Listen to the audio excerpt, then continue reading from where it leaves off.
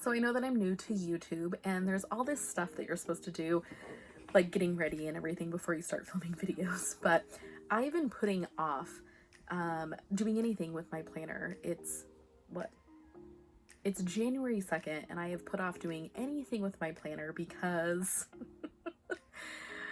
I have been waiting to film a setup video for it, and the bottom line is that I just have to start getting it done because there's a point when it comes to using a planner that it can become a procrastination tool. And so I've done this in the past where I will put off setting up a planner. I will put off like doing anything with it because I feel like it has to be like this perfect magical experience where I like light a candle and have the perfect setup and I'm in the right mindset to sit down and do all this stuff. And at the end of the day, I'm like, sometimes I just have to get it done.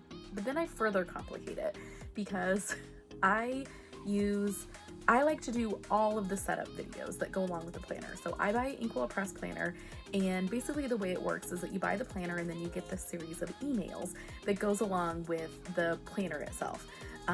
It's intended for you to 6 weeks before you need to start using the planner to sit down and set up the planner using and be thoughtful about it and go in and experience. Let me see. I'm checking right now. How long is this video? So these are short videos. I think they're only 8 minutes long. They used to be 20-minute long videos. So they're super short now compared to what they were. But each video comes with a worksheet. And so the first worksheet is defining your mission statement. Well, I already started this process an hour and a half ago, and then I've watched a bunch of other YouTube videos and dicked around. And so now I'm okay, I have to get this done. All right. So you're with me now. So I go to look for I'm letting you guys know how funny this is. So I went to go look for the videos and they're not there in my inbox. And I realized that I eliminated the email address where they got sent to. So then I have to send a message to my friend Mary Beth, who I know also got this planner because we're doing this challenge together. And I'm like, could you send me the Inkwell Press videos? So then she has to email them to me. I have to go over, print off the worksheet, so that I can be ready to start using my planner. The problem is that I've actually already written a bunch of crap into it, and now I violated the terms because I should have done the mission statement first. Anyway, I've been using a planner for a long time. I know how to use a planner. I know how I like it set up, but I do like going through the exercises, and now that it's become kind of part of my process, I'm feeling like I'm doing it wrong. And I can reassure you that there's no wrong way to set up your planner. Any way that you set it up that is functional and works for you, then obviously that's helpful. But I want to actually use this thing a certain way this year. And it's a little bit different than the way I have been using a planner. So therefore I have to slow down, take a few minutes to watch the 7-minute video and reflect on the worksheet so that I can follow this process that I committed to following. So I guess I should back up because I haven't introduced you guys to the Well challenge. So my friend Mary Beth and I are spending an entire year in the Inkwell Press Planners, okay? So I'm using the goal setting planner, and I'm also using the Inkwell Press Planner and the Classic. So it's a horizontal planner.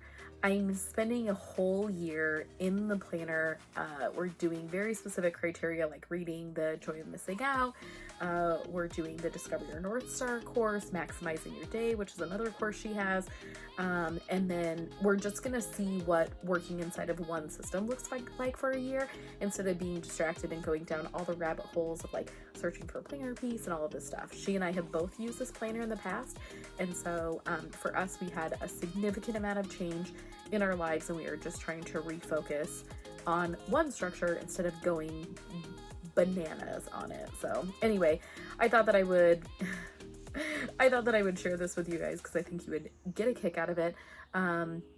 If you want to listen more about it, I'll link the podcast that we discussed this on, and so you guys can listen to it. But yeah, so this is where I'm at in my planner setup process. This is not as simple as what I have, could make it, and that is just put stickers down and call it good and hope everything works out. I actually spent a bunch of time earlier this week because I'm restructuring the way that I spend my days as well. I spent time putting the intended schedule that I have inside of a Google Calendar to make sure that I'm not overlapping the way that I'm planning on spending my time. So this is another challenge that I've had in the past, is that I have this long list of stuff that needs to get done. Instead of doing it, it gets overwhelming to me, and I just end up like dicking around on social media and things like that. So again, this is another habit that I'm looking to eliminate. So, which is part of the reason that I'm doing this challenge, is I need to be more efficient. I want to be more efficient, but I'm struggling to get through that. So, obviously, I'll state the obvious before anybody beats me up for it. Adopting a planner system that has all these other tools to it obviously complicates it, but I don't know. I also feel like, I would go searching for these things as it is, because I like self-improvement tools, and I like being able to have some structure around that and reflect on why it is that I'm doing the things that I do. So I'm basically just, if you think of the concept of you are like the 5 people that you spend the most time with, this is one of my people, and I'm getting advice from them and taking advice from the creator of this planner. So that's kind of the way that I'm thinking of it this year, is that she's one of my main peeps that I'm getting advice from, because she's a productivity expert, and I want to be productive, and I would rather consult an expert on doing it than someone else that's figuring it out. So anyway, that's where I'm at in my planner setup process. It is 6:25 on Thursday, January 2nd.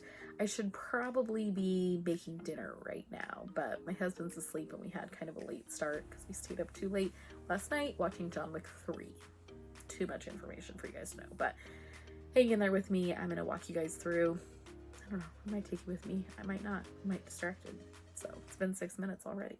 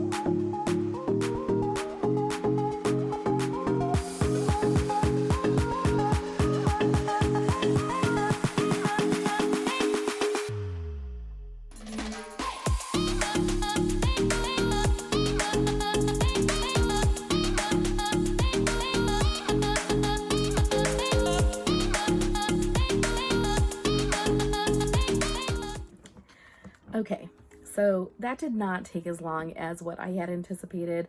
It's 7:09 right now, and I am done. So basically, the videos have been reduced this year to just 4 videos.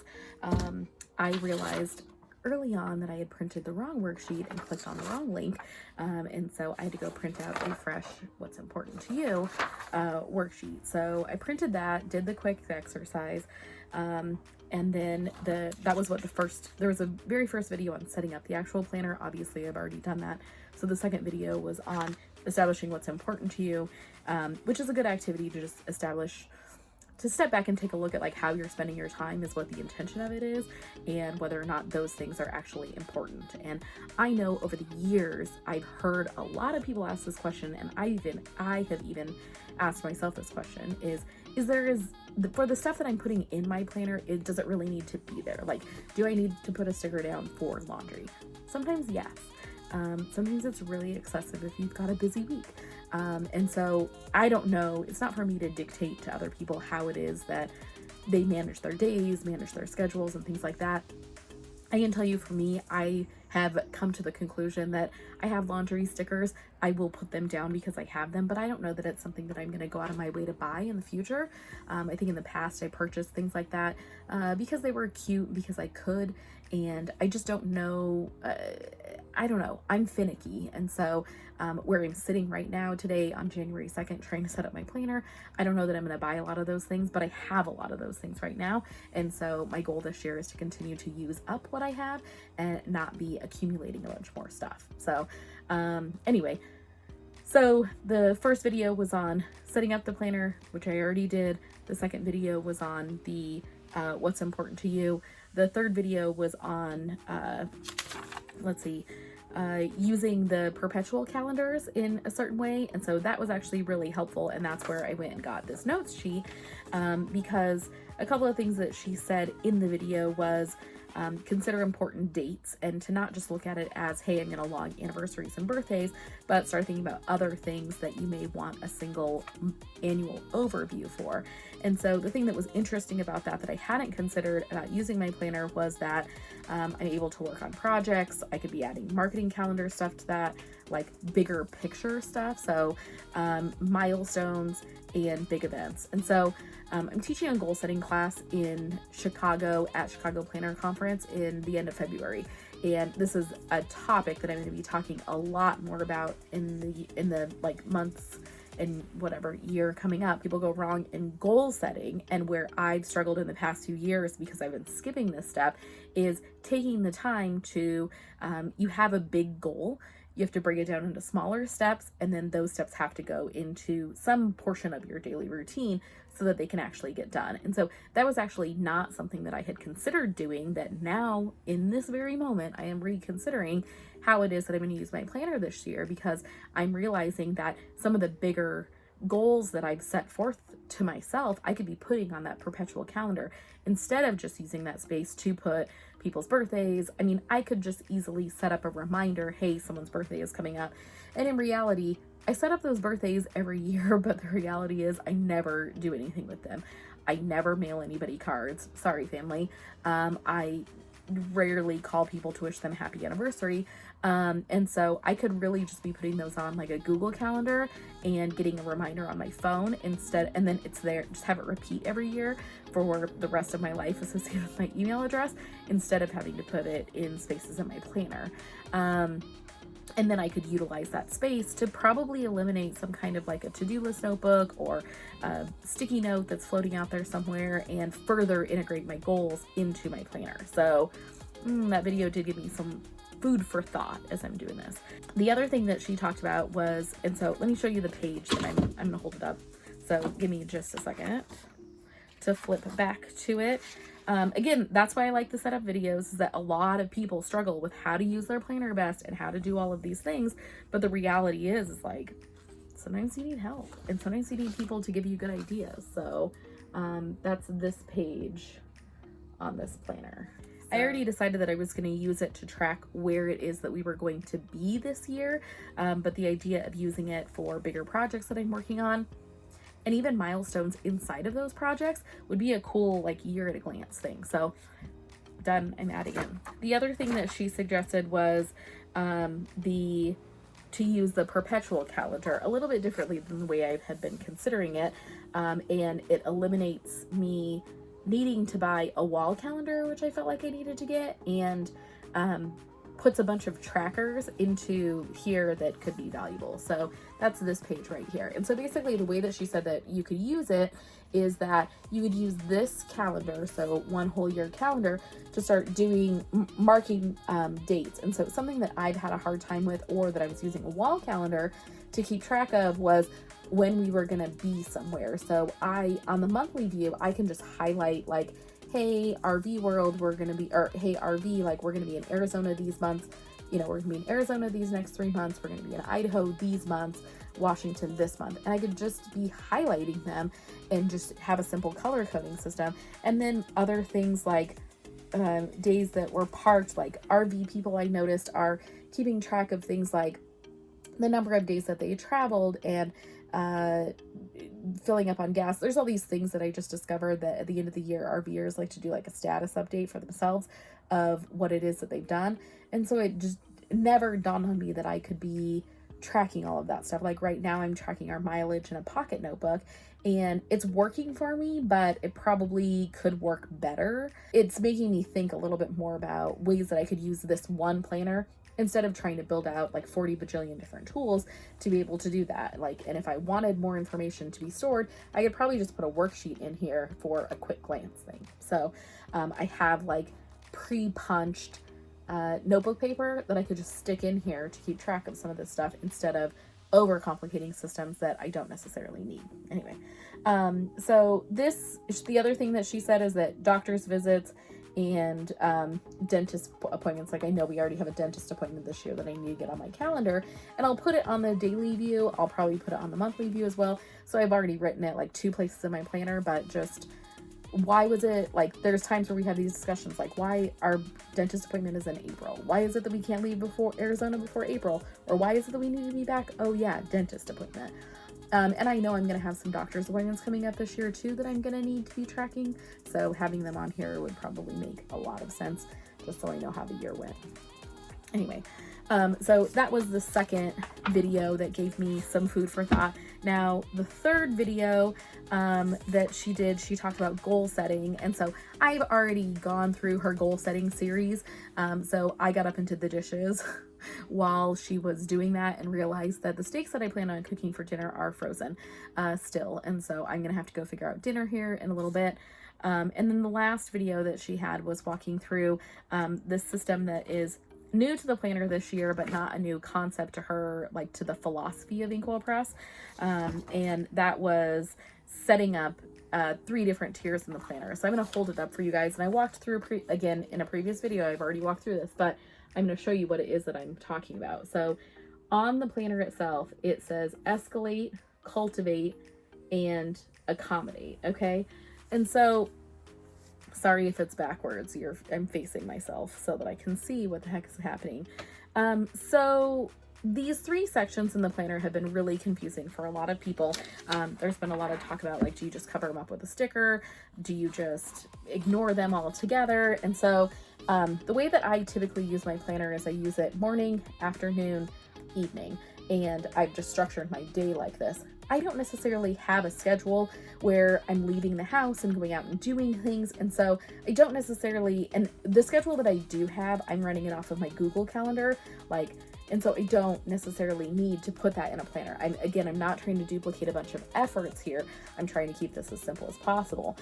So there's the quadrant of important to urgent, important, not urgent, urgent, important, urgent, not important. And so the concept here is that as you're going through your life, there's a ton of things always pulling us in different ways. But when you have things that are important and urgent, meaning that it's important, like deadlines are important and urgent, but that's typically like work related, or, this is the last day to order school pictures or something that you can't like redo basically. But then there's urgent, and I mean, maybe for you, urgent, not important, or important. I'm going down a rabbit hole here that I don't want to go into. You can see on the quadrants what this means, and I'll just leave it at that. I can get into this in a future video if you guys are interested in hearing me talk more about this. So those 3 sections, Escalate, Cultivate, and Accommodate. So those 3 sections, I just needed to take some notes on them because they're new to me. You have tasks that are important and urgent, which are intended to go under Escalate. Cultivate, which are important, not urgent, and then Accommodate, which is urgent, not important. So the way that I have always used a planner and used my schedule is that morning, afternoon, night. And this is a little bit of a different concept that I'm looking to adopt this year in conjunction with this planner. And so what I hope to do is Escalate will be, and that's what I wrote here, ta-da, my lovely handwriting. Escalate will be things that are due today and appointments, so very urgent things.